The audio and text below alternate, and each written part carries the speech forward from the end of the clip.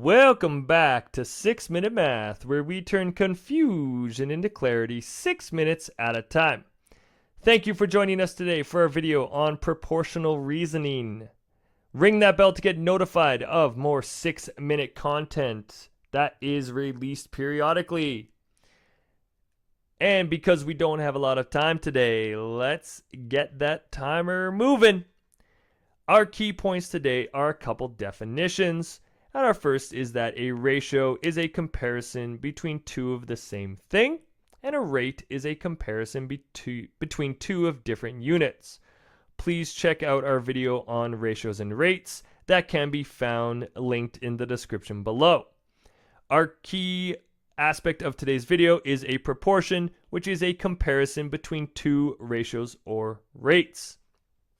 Now, to do the process of proportional reasoning, we have a simple acronym to follow, which is going to be cross, multiply, and divide. Or as I like to call it, CMAD. Now, what does this look like? We are always going to start on the side with the variable. I always like to circle that number of where I'm starting. We're going to multiply across, and then we're going to divide by that remaining number. 8 times 3 is 24, divided by 12 would give us an answer of this example of x equals 2. So let's work at some more examples here. We're going to solve for x, and we have our acronym here. So again, I always like to start on the side with the variable, and I multiply by the number across from it, and then divide by that remaining number.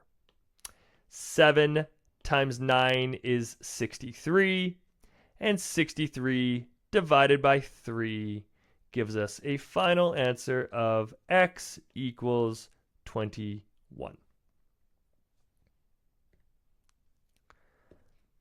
Let's solve for y in the following.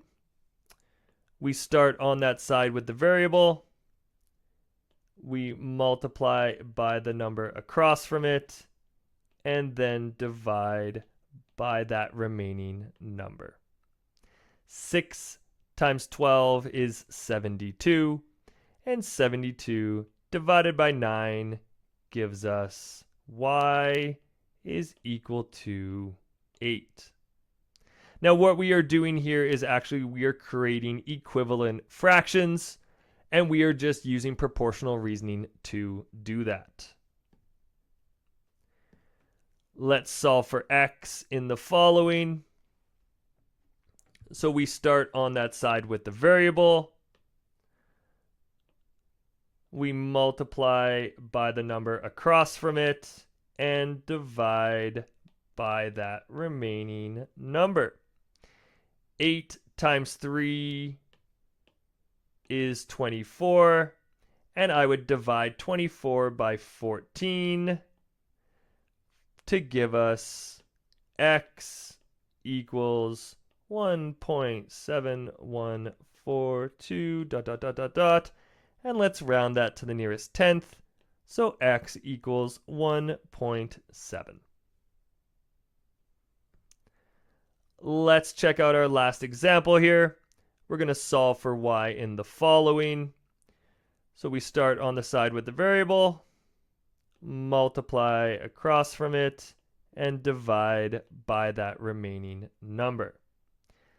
6 times 14 is 84, and 84 divided by 8